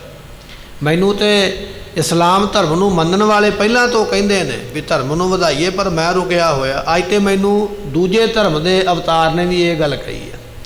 ਬਸ ਉਦੋਂ ਤੋਂ ਲੈ ਕੇ ਇਹਨੇ ਫਰਮਾਨ ਜਾਰੀ ਕਰਤਾ ਵੀ ਹੁਣ ਕੱਲਾ ਮੁਸਲਮਾਨ ਹੀ ਵਧੇਗਾ, ਮੁਸਲਮਾਨ ਹੀ ਵੱਡਾ ਹੋਵੇਗਾ, ਉਹਦੇ ਤੋਂ ਬਿਨਾਂ ਜੇ ਕੋਈ ਅੜੇਗਾ ਤੇ ਮੁੱਕ ਜਾਏਗਾ। ਇਸ ਤਰ੍ਹਾਂ ਔਰੰਗਜ਼ੇਬ ਸਾਰੀ ਦੁਨੀਆ ਨੂੰ ਮੁਸਲਮਾਨ ਕਰਨਾ ਚਾਹੁੰਦਾ ਹੈ। ਸੋ ਕਹਿਣ ਲੱਗੇ ਵੀ ਹੁਣ ਮੇਰੇ ਮਨ ਦਾ ਮਨੋਰਥ ਹੋ ਗਿਆ। ਮੇਰੇ ਮਨ ਦੀ ਇੱਛਾ ਸੀ ਬੜੇ ਲੰਮੇ ਸਮੇਂ ਤੋਂ ਕਿ ਮੈਂ ਇਸਲਾਮ ਨੂੰ ਵਧਾਵਾਂ, ਪਰ ਅੱਜ ਮੈਨੂੰ ਦਿਸਦਾ ਵੀ ਮੇਰਾ ਫੁਰਨਾ ਪੂਰਾ ਹੋ ਗਿਆ। ਅੱਜ ਅਸੀਂ ਗੁਰੂ ਨੂੰ ਗ੍ਰਿਫਤਾਰ ਕੀਤਾ ਹੈ। ਟੂਟਾ ਹੈ ਸਭ ਹਿੰਦੂਨ ਕੋ ਜ਼ੋਰਾ। ਤੇ ਹੁਣ ਅਸੀਂ ਜਿਹੜਾ ਹਿੰਦੂਆਂ ਦਾ ਜ਼ੋਰ ਹੈ ਨਾ, ਉਹ ਕਹਿੰਦੇ ਸੀ ਵੀ ਗੁਰੂ ਤੇਗ ਬਹਾਦਰ ਪਾਤਸ਼ਾਹ ਨੂੰ ਮੁਸਲਮਾਨ ਬਣਾਓ, ਤੇ ਅਸੀਂ ਵੀ ਬਣਾਂਗੇ। ਅੱਜ ਅਸੀਂ ਗੁਰੂ ਤੇਗ ਬਹਾਦਰ ਪਾਤਸ਼ਾਹ ਨੂੰ ਮੁਸਲਮਾਨ ਬਣਾ ਲੈਣਾ। ਹਿੰਦੂਆਂ ਦਾ ਇਹ ਵੀ ਜ਼ੋਰ ਅਸੀਂ ਤੋੜ ਦੇਣਾ ਹੈ। ਸ਼ਰ੍ਹਾ ਵਿਖੇ ਗੁਰ ਜਬ ਹੂੰ ਆਏ। ਜਦੋਂ ਗੁਰੂ ਪਾਤਸ਼ਾਹ ਸਾਡੀ ਸ਼ਰ੍ਹਾ ਵਿੱਚ ਆ ਜਾਣਗੇ, ਭਾਵ ਕਿ ਇਸਲਾਮ ਧਰਮ ਨੂੰ ਕਬੂਲ ਕਰ ਲੈਣਗੇ, ਦਿਸ ਆਦਿਕ ਆਪੇ ਬਣ ਜਾਏ। ਜਿਹੜੇ ਬ੍ਰਾਹਮਣ ਨੇ, ਪੰਡਤ ਨੇ, ਉਹਨਾਂ ਸਾਰਿਆਂ ਨੇ ਆਪੇ ਹੀ ਬਣ ਜਾਣਾ। ਕਿਉਂਕਿ ਕਿਰਪਾ ਰਾਮ ਪੰਡਤ ਆਇਆ ਸੀ ਨਾ ਕਸ਼ਮੀਰ ਤੋਂ ਚੱਲ ਕੇ, ਉਹਨੇ ਬਾਦਸ਼ਾਹ ਨੂੰ ਇਹ ਗੱਲ ਕਹੀ ਸੀ। ਕਹਿਣ ਲੱਗਾ ਬਾਦਸ਼ਾਹ ਸਲਾਮਤ, ਜੇ ਗੁਰੂ ਪਾਤਸ਼ਾਹ ਮੁਸਲਮਾਨ ਬਣ ਜਾਣ ਤੇ ਅਸੀਂ ਸਾਰੇ ਆਪੇ ਹੀ ਬਣ ਜਾਵਾਂਗੇ। ਜ਼ੁਬਾਨ ਦੇ ਕੇ ਗਿਆ, ਲਿਖਤ ਸਾਡੇ ਕੋਲ ਦੇ ਕੇ ਗਿਆ। ਹੁਣ ਅਸੀਂ ਗੁਰੂ ਨੂੰ ਮੁਸਲਮਾਨ ਕਰਾਂਗੇ। ਗੁਰੂ ਦੇ ਮੁਸਲਮਾਨ ਹੋਣ ਕਰਕੇ ਉਹ ਜਿੰਨੇ ਪੰਡਤ ਬ੍ਰਾਹਮਣ ਆਏ ਸਨ, ਉਹਨਾਂ ਸਾਰਿਆਂ ਨੂੰ ਮੁਸਲਮਾਨ ਬਣਨਾ ਪੈਣਾ ਹੈ। ਪ੍ਰਥਮ ਪ੍ਰਸੰਗ ਪਿਤਾ ਇਨ ਭਇਓ। ਪਹਿਲਾਂ ਦੀ ਗੱਲ ਹੈ। ਔਰੰਗਜ਼ੇਬ ਆਪਣੀ ਕਚਹਿਰੀ ਵਿੱਚ ਕਹਿੰਦਾ ਤੁਹਾਨੂੰ ਪਤਾ ਵੀ ਗੁਰੂ ਤੇਗ ਬਹਾਦਰ ਪਾਤਸ਼ਾਹ ਕੌਣ ਹੈ? ਕਈਆਂ ਨੇ ਆਖਿਆ ਪਤਾ, ਕਈਆਂ ਨੇ ਆਖਿਆ ਨਹੀਂ ਪਤਾ। ਕਹਿਣ ਲੱਗਾ ਮੈਂ ਦੱਸਦਾ ਹਾਂ, ਇਸ ਗੁਰੂ ਦੇ ਪਿਤਾ ਨੇ, ਭਾਵ ਕਿ ਗੁਰੂ ਹਰਗੋਬਿੰਦ ਮਹਾਰਾਜ ਜੀਆਂ ਨੇ, ਮੋਰ ਪਿਤਾ ਮੈਂ ਹੂਤਨ ਕੀ, ਤੇ ਮੇਰੇ ਪਿਤਾਮੇ ਨੂੰ, ਮੇਰੇ ਦਾਦੇ ਨੂੰ, ਕਿਹਨੂੰ? ਕਿ ਬਾਦਸ਼ਾਹ ਜਹਾਂਗੀਰ ਨੂੰ। ਸੋ ਮੇਰੇ ਜਹਾਂਗੀਰ ਦਾਦੇ ਨੂੰ ਇਹਨਾਂ ਦੇ ਸੋ ਪਿਤਾ ਨੇ ਗੁਰੂ ਹਰਗੋਬਿੰਦ ਪਾਤਸ਼ਾਹ ਮਹਾਰਾਜ ਜੀਆਂ ਨੇ ਤਬ ਰਾਜੇ ਰਜਪੂਤ 52 ਸੱਦਿਆ ਸੀਗਾ। ਬਾਦਸ਼ਾਹ ਜਹਾਂਗੀਰ ਨੇ, ਲੰਮਾ ਪ੍ਰਸੰਗ ਹੈ, ਪਿੱਛੇ ਆਪਾਂ ਸਰਵਣ ਕੀਤਾ ਹੈ ਕਿ ਚੰਦੂ ਦੀਵਾਨ ਨੇ ਜਾਣ ਬੁੱਝ ਕੇ ਬਾਦਸ਼ਾਹ ਜਹਾਂਗੀਰ ਦੇ ਦਰਬਾਰ ਦੇ ਵਿੱਚ ਕਿਸੇ ਜੋਤਸ਼ੀ ਦੇ ਕੋਲੋਂ ਇਹ ਗੱਲ ਕਹਾਈ ਸੀ ਕਿ ਬਾਦਸ਼ਾਹ ਜਹਾਂਗੀਰ ਤੇਰੇ ਤੇ ਸਾੜ ਸਤੀ ਚੱਲਦੀ ਪਈ ਹੈ। ਸਾੜ ਸਤੀ ਕੀ ਹੁੰਦੀ ਹੈ? ਸਾੜ ਸਤੀ ਉਹਨੂੰ ਕਹਿੰਦੇ ਨੇ 7.5 ਮਿੰਟ ਦਾ ਸਮਾਂ ਮਾੜਾ ਚੱਲਣਾ ਬੰਦੇ ਤੇ। ਜੇ 7.5 ਮਿੰਟ ਦਾ ਸਮਾਂ ਮਾੜਾ, ਜੇ ਉਸ ਤੋਂ ਅੱਗੇ ਚੱਲਿਆ ਫਿਰ 7.5 ਦਿਨਾਂ ਦਾ ਸਮਾਂ ਮਾੜਾ, ਫਿਰ ਉਸ ਤੋਂ ਅੱਗੇ ਚੱਲਿਆ 7.5 ਮਹੀਨੇ, ਫਿਰ ਉਸ ਤੋਂ ਅੱਗੇ ਚੱਲਿਆ 7.5 ਸਾਲ, ਉਹਨੂੰ ਸਾੜ ਸਤੀ ਕਹਿੰਦੇ। ਕਿਸੇ ਜੋਤਸ਼ੀ ਨੇ ਆ ਕੇ ਆਖਿਆ, ਜਿਹੜਾ ਕਿ ਚੰਦੂ ਦਾ ਸਿਖਾਇਆ ਹੋਇਆ ਸੀ, ਜਹਾਂਗੀਰ ਬਾਦਸ਼ਾਹ ਤੇਰੇ ਤੇ ਸਾੜ ਸਤੀ ਚੱਲਦੀ ਪਈ ਹੈ, ਵੀ ਇੰਨਾ ਸਮਾਂ ਤੇਰੇ ਤੇ ਮਾੜਾ, ਤੇਰਾ ਨੁਕਸਾਨ ਹੋ ਸਕਦਾ। ਬਾਦਸ਼ਾਹ ਨੇ ਆਖਿਆ ਹੁਣ ਕੀ ਕਰਾਂ? ਕਹਿਣ ਲੱਗਾ, ਉਹਨੇ ਇਸ਼ਾਰੇ ਵਿੱਚ ਦੱਸਿਆ, ਨਾਮ ਹਰਗੋਬਿੰਦ ਹੋਵੇ, ਜੋਤ ਕੁਲ ਸੋਢੀ ਹੋਵੇ, ਇਸ ਤਰ੍ਹਾਂ ਦਾ ਉਹਦਾ ਸਰੀਰ ਹੋਵੇ, ਇਹੋ ਜਿਹਾ ਗੁਣ ਹੋਣ, ਜੇ ਉਹ ਤੁਹਾਡੇ ਵਾਸਤੇ ਮਾਲਾ ਫੇਰ ਨਾ ਕਿਲੇ ਗਵਾਲੀਅਰ ਦੇ ਵਿੱਚ ਜਾ ਕੇ, ਤੇ ਤੁਹਾਡੀ ਜਾਨ ਬਚੇਗੀ। ਹੁਣ ਬਾਦਸ਼ਾਹ ਨੂੰ ਜਾਨ ਬਚਾਉਣ ਦਾ ਫਿਕਰ ਪੈ ਗਿਆ। ਉਹਨੇ ਫਿਰ ਗੁਰੂ ਹਰਗੋਬਿੰਦ ਪਾਤਸ਼ਾਹ ਨੂੰ ਬੇਨਤੀ ਕੀਤੀ, ਜਹਾਂਗੀਰ ਨੇ, ਮਹਾਰਾਜ ਮੇਰੀ ਜਾਨ ਬਚਾਓ, ਆਪ ਜੀ ਕਿਲੇ ਵਿੱਚ ਜਾ ਕੇ ਬੈਠੋ। ਸਤਿਗੁਰੂ ਜਦੋਂ ਬਾਦਸ਼ਾਹ ਨੇ ਆਖਿਆ ਨਾ ਵੀ ਸਾੜ ਸਤੀ ਆਈ ਹੈ ਮੇਰੇ ਤੇ, ਮੈਨੂੰ ਬਚਾ ਲਓ, ਮਾਲਾ ਫੇਰੋ, ਤੇ ਗੁਰੂ ਹਰਗੋਬਿੰਦ ਪਾਤਸ਼ਾਹ ਸੁਣ ਕੇ ਹੱਸ ਪਏ। ਕਹਿਣ ਲੱਗੇ, ਜਹਾਂਗੀਰ ਸਾੜ ਸਤੀ ਤੇਰੇ ਤੇ ਨਹੀਂ ਆਈ, ਪਰ ਜਿਹਦੇ ਤੇ ਆਈ ਹੈ ਨਾ ਉਹਨੂੰ ਹੁਣ ਲੈ ਕੇ ਹੀ ਜਾਏਗੀ, ਉਹ ਬਚੇਗਾ ਨਹੀਂ ਸਾੜ ਸਤੀ ਤੋਂ।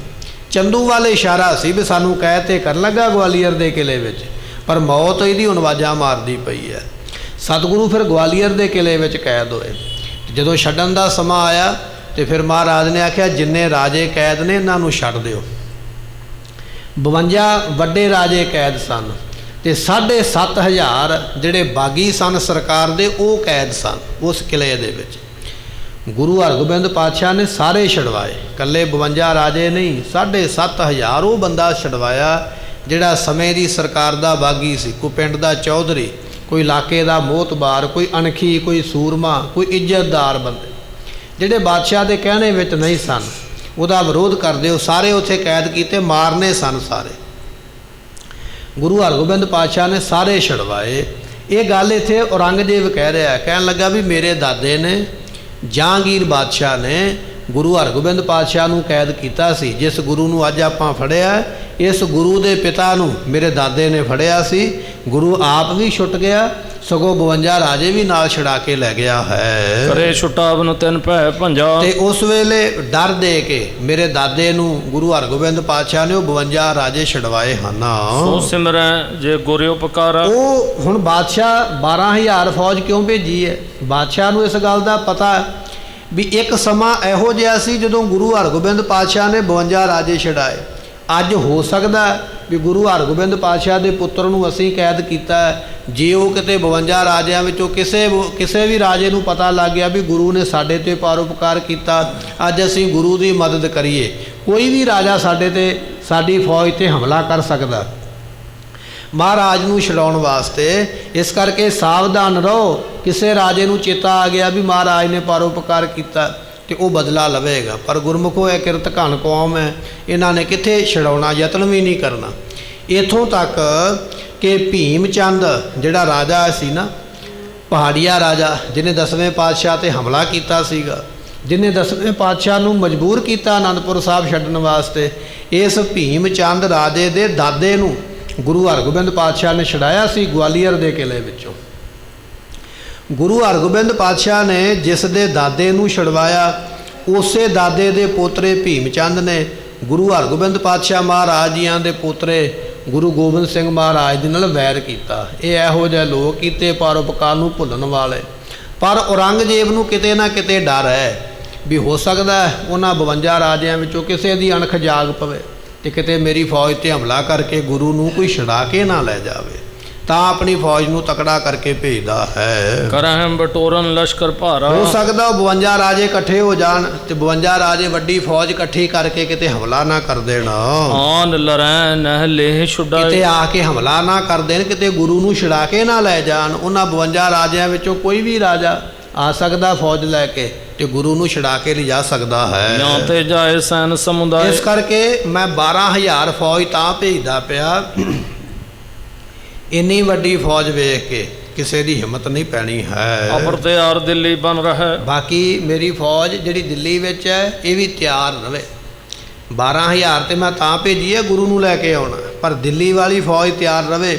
ਜਦੋਂ ਸਾਨੂੰ ਕਿਤੇ ਖਬਰ ਮਿਲ ਗਈ ਨਾ ਵੀ ਕਿਸੇ ਰਾਜੇ ਨੇ ਗੁਰੂ ਨੂੰ ਛਡਾਉਣ ਵਾਸਤੇ ਫੌਜ 'ਤੇ ਹਮਲਾ ਕੀਤਾ, ਫਿਰ ਅਸੀਂ ਦਿੱਲੀ ਵਾਲੀ ਫੌਜ ਨੂੰ ਉਸੇ ਵੇਲੇ ਤੋਰ ਦਿਆਂਗੇ ਮਦਦ ਵਾਸਤੇ। ਦਿੱਲੀ ਦੀ ਫੌਜ ਵੀ ਤਿਆਰ ਰਹਿਣਾ ਕਰੇ। ਚੜ੍ਹੈ ਤੁਰਤ ਜੋ ਸੁਧ ਅਸਲ ਹੈ। ਜੇ ਕਿਤੇ ਖਬਰ ਮਿਲ ਗਈ ਸਾਨੂੰ ਵੀ ਗੁਰੂ ਨੂੰ ਛਡਾਉਣ ਵਾਸਤੇ ਕੋਈ ਰਾਜਾ ਫੌਜ ਲੈ ਕੇ ਚੜ੍ਹ ਕੇ ਆ ਗਿਆ, ਫਿਰ ਅਸੀਂ ਦਿੱਲੀ ਦੀ ਫੌਜ ਨੂੰ ਛੇਤੀ ਨਾਲ ਮਗਰ ਭੇਜ ਦੇਵਾਂਗੇ। ਇਤਿਆਦ ਗਿਣਤੀ ਕਰ ਬ੍ਰਿੰਦ। ਇਹ ਸਾਰੀਆਂ ਗਿਣਤੀਆਂ, ਵਿਚਾਰਾਂ, ਸਕੀਮਾਂ ਔਰੰਗਜ਼ੇਬ ਦੀ ਕਚਹਿਰੀ ਦੇ ਵਿੱਚ ਦਿੱਲੀ ਵਿੱਚ ਲੱਗਦੀਆਂ ਪਈਆਂ। ਬਾਦਸ਼ਾਹ ਇਹ ਸਕੀਮਾਂ ਸਾਰੀਆਂ ਲਾਉਂਦਾ ਪਿਆ ਵੀ ਆਪਾਂ ਫਿਰ ਇਸ ਤਰ੍ਹਾਂ ਕਰਾਂਗੇ, ਫਿਰ ਆਪਾਂ ਇਸ ਤਰ੍ਹਾਂ ਕਰਾਂਗੇ। ਸਾਰੀ ਸਕੀਮ, ਸਾਰੀ ਪਲੈਨਿੰਗ ਇਹਨਾਂ ਨੇ ਕੀਤੀ ਹੈ। ਸਾਵਧਾਨਤਾ ਰਚੀ ਬਿਲੰਦ। ਕਹਿਣ ਲੱਗੇ ਵੀ ਇਸੇ ਤਰ੍ਹਾਂ ਸਾਵਧਾਨਤਾ, ਹੁਸ਼ਿਆਰੀ, 4 ਚੁਫੇਰਿਓਂ ਪਕਿਆਈ, ਤਕੜਾਈ ਬਾਦਸ਼ਾਹ ਔਰੰਗਜ਼ੇਬ ਨੇ ਰਚੀ ਹੈ, ਬਣਾਈ ਹੈ ਵੀ ਆਪਾਂ ਕਿਸੇ ਬੰਨਿਓ ਧੋਖਾ ਨਹੀਂ ਖਾਣਾ ਹੈ। ਲਸ਼ਕਰ ਚੜ੍ਹ ਦਿੱਲੀ ਤੇ ਗਏ। ਕਹਿੰਦੇ ਵੀ ਇੱਧਰੋਂ ਸਤਿਗੁਰੂ ਤੇਗ ਬਹਾਦਰ ਪਾਤਸ਼ਾਹ ਨੂੰ ਲੈਣ ਵਾਸਤੇ ਦਿੱਲੀ ਤੋਂ 12,000 ਦੀ ਗਿਣਤੀ ਵਿੱਚ ਫੌਜ ਚੜ੍ਹ ਕੇ ਚਲੇ ਗਈ ਹੈ। ਚਲੈ ਅਦਕ ਹੀ ਸ਼ਰਮ ਬਹੁ ਕੀ। ਤੇ ਜਿਵੇਂ ਬਾਦਸ਼ਾਹ ਨੇ ਆਖਿਆ ਸੀ ਵੀ ਤੁਸੀਂ ਬਹੁਤਾ ਲੰਮਾ ਸਫ਼ਰ ਤੈਅ ਕਰਨਾ, ਬਹੁਤੀਆਂ ਵੱਡੀਆਂ ਮੰਜ਼ਲਾਂ ਤੈਅ ਕਰਨੀਆਂ, ਰਸਤੇ ਵਿੱਚ ਰੁਕਣਾ ਘੱਟ ਹੈ। ਬਾਦਸ਼ਾਹ ਦੇ ਹੁਕਮ ਅਨੁਸਾਰ ਫੌਜ ਜ਼ਿਆਦਾ ਰਸਤਾ ਤੁਰਦੀ ਹੈ ਤੇ ਥੋੜ੍ਹਾ ਸਮਾਂ ਵਿਸ਼ਰਾਮ ਕਰਦੀ ਹੈ, ਰੁਕਦੀ ਥੋੜ੍ਹਾ ਸਮਾਂ। ਚੱਲਦੀ ਜ਼ਿਆਦਾ ਸਮਾਂ, ਇਸ ਕਰਕੇ ਥਕਾਵਟ ਦੇ ਸਹਿਤ ਹੋਈ ਫੌਜ ਭੱਜੀ ਜਾਂਦੀ ਹੈ। ਮਗ ਉਲੰਘ ਸਗਰੋ ਜਬ ਗਏ। ਚਲਦਿਆਂ ਚਲਦਿਆਂ ਰਸਤੇ ਨੂੰ ਤੈਅ ਕਰਦਿਆਂ ਕਰਦਿਆਂ ਇਹ ਜਿੰਨੀ ਫੌਜ ਹੈ, ਦਿੱਲੀ ਤੋਂ ਚੱਲ ਕੇ ਮੰਜ਼ਲ ਦਰ ਮੰਜ਼ਲ ਚਲਦਿਆਂ ਚਲਦਿਆਂ ਕਹਿਣ ਲੱਗੇ ਵੀ ਆਗਰੇ ਪਹੁੰਚ ਗਏ ਹਨ। ਨਗਰ ਆਗਰੇ ਪ੍ਰਾਪਤ ਭਏ। ਚਲਦਿਆਂ ਚਲਦਿਆਂ ਹੁਣ ਆਗਰਾ ਨਗਰ ਹੈ ਦੂਰੋਂ ਦਿਸਣ ਲੱਗ ਪਿਆ। ਉਹਦੇ ਲੰਮੇ ਲੰਮੇ ਬੁਰਜ, ਕੁਤਬ ਮਨਾਰ ਵਰਗੀਆਂ ਵਸਤੂਆਂ ਜਿਹੜੀਆਂ ਉੱਥੋਂ ਦੀਆਂ ਨਿਸ਼ਾਨੀਆਂ ਨੇ, ਉੱਚੀਆਂ ਉੱਚੀਆਂ ਇਮਾਰਤਾਂ ਦੂਰੋਂ ਦਿਸਣ ਲੱਗ ਪਈਆਂ। ਬਾਦਸ਼ਾਹ ਦੀ ਫੌਜ ਚੱਲ ਕੇ ਦਿੱਲੀੋਂ ਆਗਰੇ ਪਹੁੰਚ ਗਈ ਹੈ। ਸੁਣ ਦੁਰਗ ਪਤਿਆਰ ਕੋਤਵਾਲ। ਅਤੇ ਜਦੋਂ ਹੁਣ ਆਗਰੇ ਦੇ ਕੋਤਵਾਲ ਨੂੰ ਪਤਾ ਲੱਗਾ, ਕਿਲੇਦਾਰ ਨੂੰ ਪਤਾ ਲੱਗਾ ਵੀ ਬਾਦਸ਼ਾਹ ਨੇ 12,000 ਫੌਜੀ ਭੇਜਿਆ, ਸਿਪਾਹੀ ਭੇਜਿਆ।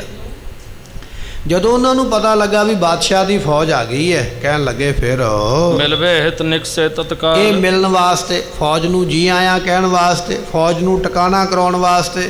ਔਰ ਫੌਜ ਕੀ ਸੁਨੇਹਾ ਲੈ ਕੇ ਆਈ ਹੈ, ਵਜ਼ੀਰ ਕੀ ਸੁਨੇਹਾ ਲੈ ਕੇ ਆਇਆ, ਇਹ ਸਾਰਾ ਕੁਝ ਪਤਾ ਕਰਨ ਵਾਸਤੇ ਛੇਤੀ ਨਾਲ ਬਾਹਰ ਨਿਕਲੇ ਹਨ। ਭਾਂਤ ਭਾਂਤ ਕੀ ਦੇ ਉਪਹਾਰ। ਉਸ ਵੇਲੇ ਜਦੋਂ ਰਾਜੇ ਜਾਂ ਵਜ਼ੀਰ ਕਿਤੇ ਦੂਜੇ ਇਲਾਕੇ ਵਿੱਚ ਜਾਂਦੇ, ਉਸ ਇਲਾਕੇ ਦਾ ਵਜ਼ੀਰ ਜਾਂ ਰਾਜਾ ਅੱਗੋਂ ਭੇਟਾ ਦਿੰਦਾ ਸੀ, ਤੋਹਫਾ ਦਿੰਦਾ ਸੀ। ਸੋਹਣੇ ਕੱਪੜੇ, ਕੁਝ ਮਾਇਆ, ਕੁਝ ਸ਼ਾਸਤਰ, ਕੁਝ ਘੋੜੇ, ਇਸ ਤਰ੍ਹਾਂ ਦੀਆਂ ਵਸਤੂਆਂ ਦੇ ਕੇ ਅੱਗੋਂ ਜੀ ਆਇਆਂ ਆਖਿਆ ਜਾਂਦਾ।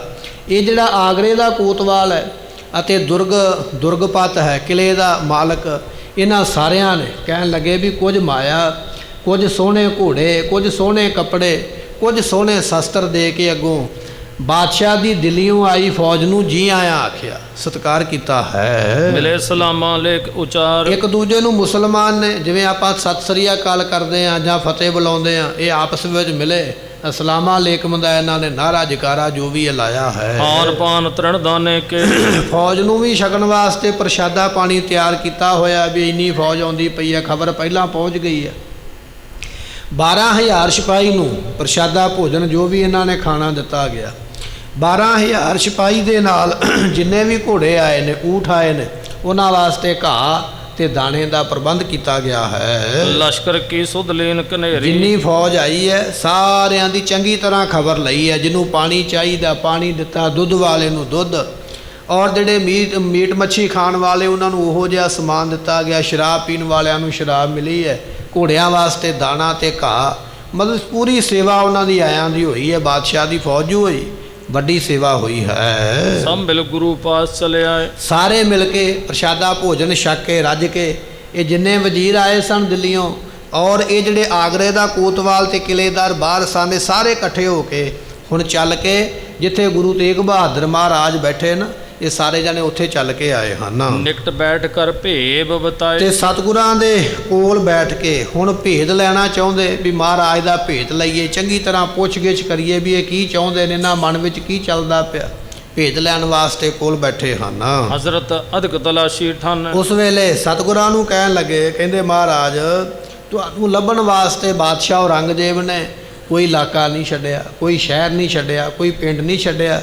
ਵੱਖ-ਵੱਖ ਇਲਾਕਿਆਂ ਦੀ, ਗਲੀ ਮੁਹੱਲਿਆਂ ਦੀ, ਜੰਗਲਾਂ ਦੀ, ਪਹਾੜਾਂ ਦੀ ਅਸੀਂ ਤੇ ਤਲਾਸ਼ੀ ਕਰ ਛੱਡੀ ਹੈ। ਬਹੁਤ ਦਿਨ ਤੇ ਬਹੁ ਨਗਰ ਬਖਾਨੇ। ਬੜਿਆਂ ਦਿਨਾਂ ਤੋਂ ਬੜੇ ਨਗਰਾਂ ਦੇ ਵਿੱਚ, ਬੜੇ ਪਿੰਡਾਂ ਦੇ ਵਿੱਚ ਮਹਾਰਾਜ ਅਸੀਂ ਤੁਹਾਨੂੰ ਲੱਭਦੇ ਫਿਰਦੇ ਹਾਂ। ਦੇਸ਼ ਵਿਦੇਸ਼ਨ ਮੈਂ ਬਹੁ ਫਿਰੇ। ਅਸੀਂ ਦੇਸ਼ ਦੇ ਵਿੱਚ ਤੇ ਵਿਦੇਸ਼ਾਂ ਦੇ ਵਿੱਚ, ਪੜੋਸੀ ਦੇਸ਼ਾਂ ਦੇ ਵਿੱਚ ਵੀ ਸਾਡੀ ਫੌਜ ਦੇ ਦਸਤੇ ਘੁੰਮਦੇ ਪਏ ਤੁਹਾਨੂੰ ਲੱਭਣ ਵਾਸਤੇ। ਨਹਿ ਪ੍ਰਾਪਤ ਤੇ ਨਹਿ ਕਿਤ ਥੇ। ਪਰ ਮਹਾਰਾਜ ਤੁਸੀਂ ਕਿਤਿਓਂ ਵੀ ਸਾਨੂੰ ਮਿਲੇ ਨਹੀਂ। ਅਸੀਂ ਬੜੇ ਮਹੀਨਿਆਂ ਤੋਂ ਤੁਹਾਨੂੰ ਲੱਭਣ ਵਾਸਤੇ ਲੱਗੇ ਹੋਏ, ਪਰ ਕਿਤਿਓਂ ਵੀ ਤੁਸੀਂ ਸਾਨੂੰ ਲੱਭੇ ਨਹੀਂ ਹੋ। ਸਭ ਜਹਾਨ ਕੋ ਮਾਲਕ ਆਜ। ਕਿਉਂਕਿ ਅੱਜ ਜਿੰਨਾ ਵੀ ਜਹਾਨ ਹੈ, ਜਿਸ ਤਰ੍ਹਾਂ ਭਾਵ ਹਿੰਦੁਸਤਾਨ ਦਾ ਜਿੰਨਾ ਵੀ ਇਲਾਕਾ ਹੈ, ਜਿੰਨਾ ਵੀ ਰਾਜ ਹੈ, ਉਸ ਦਾ ਮਾਲਕ ਅੱਜ ਕੌਣ ਹੈ ਦੱਸਣ ਲੱਗੇ ਹਨ। ਭਇਓ ਅਦਕ ਤੇ ਅਦਕ ਸਮਾਜ। ਤੇ ਉਹਦੇ ਕੋਲ ਬੜਾ ਸਾਜੋ ਸਮਾਨ ਹੈ, ਬਹੁਤੇ ਤੋਂ ਬਹੁਤਾ। ਕਿਹਦੇ ਕੋਲ? ਔਰੰਗਜ਼ੇਬ ਦੇ ਕੋਲ ਬਹੁਤਾ ਸਮਾਨ ਹੈ, ਬੜੀਆਂ ਉਹਦੇ ਕੋਲ ਵਸਤੂਆਂ ਹਨ। ਇਸ ਤਰ੍ਹਾਂ ਕਹਿੰਦੇ ਹਨ।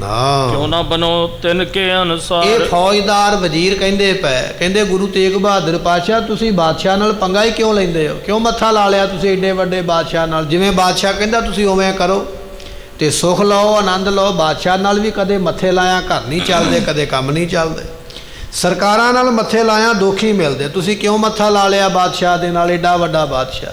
ਤੁਸੀਂ ਕਿਉਂ ਨਹੀਂ ਅਨੁਸਾਰੀ ਚੱਲਦੇ, ਕਿਉਂ ਨਹੀਂ ਕਹਿਣੇ ਵਿੱਚ ਚੱਲਦੇ ਹੋ? ਸੁਧਰ ਜਾਏ ਸਭ ਬਾਤ ਤਿਹਾਰੀ। ਜੇ ਤੁਸੀਂ ਉਹਨਾਂ ਦੇ ਹੁਕਮ ਦੇ ਵਿੱਚ ਚੱਲੋਗੇ, ਬਾਦਸ਼ਾਹ ਦੇ ਕਹਿਣੇ ਵਿੱਚ ਚੱਲੋਗੇ, ਜਿੰਨੀਆਂ ਪਿੱਛੇ ਗੱਲਾਂ ਵਿਗੜੀਆਂ ਨੇ, ਉਲਟੀਆਂ ਹੋਈਆਂ, ਤੁਹਾਡਾ ਵਿਰੋਧ ਹੋਇਆ ਆਪਸ ਵਿੱਚ, ਉਹ ਸਾਰਾ ਮੁੱਕ ਜਾਏਗਾ, ਖਤਮ ਹੋ ਜਾਏਗਾ, ਨਹੀਂ ਰਵੇਗਾ।